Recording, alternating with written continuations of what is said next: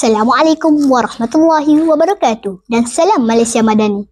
Tumbuh melati di tepi kali, sayang merebah di pohon cemara. Izinkan saya perkenalkan diri. Semoga ukhuwah bertaut selamanya. Nama diberi Ahmad Nizam Becik Asif dan berusia 12 tahun. Saya merupakan anak didik di SK Wali Besut Terengganu. Kod sekolah saya ialah TBA 0005.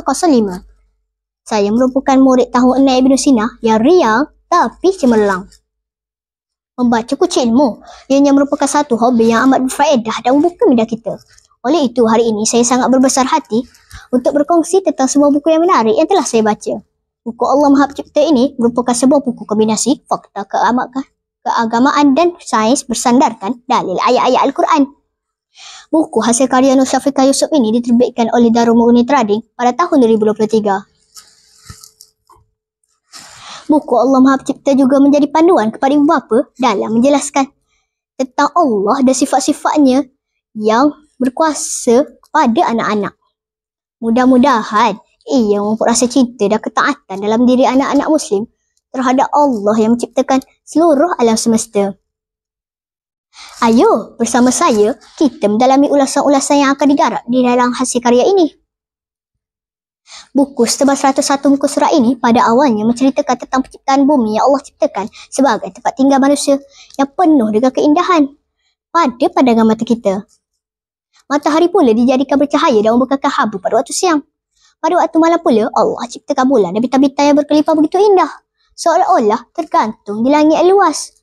Bulan pula kelihatan terang kerana ia memantulkan cahaya daripada matahari.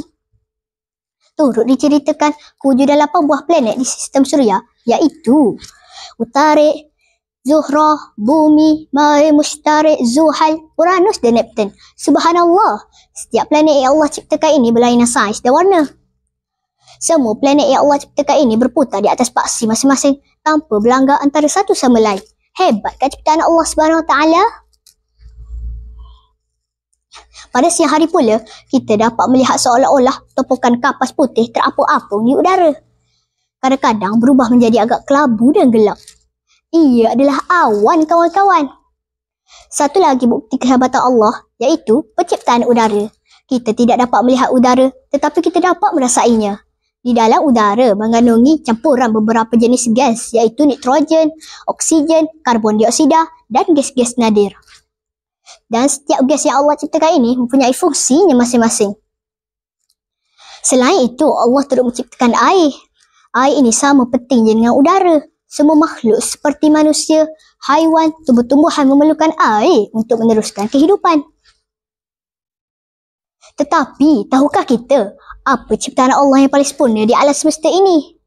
Ya, manusia. Kita adalah ciptaan Allah yang paling sempurna di alam semesta ini.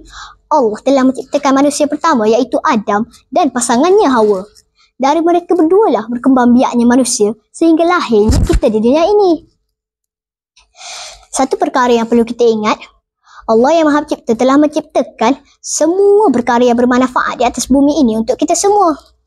Di dalam buku ini turut menceritakan Allah menjadikan haiwan dan tumbuh-tumbuhan bukan sahaja sebagai sumber makanan kepada manusia.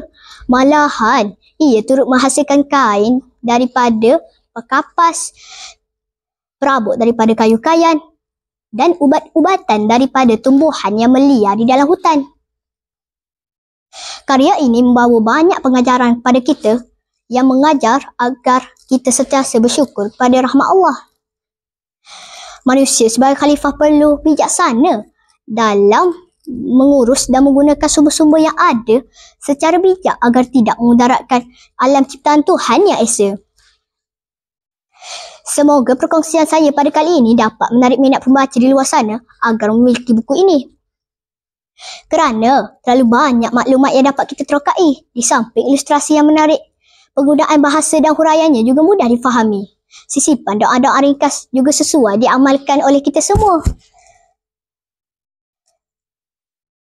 Sampai di sini sahaja bicara buku untuk kali ini. Bangsa membaca, bangsa berjaya. Sekian, terima kasih.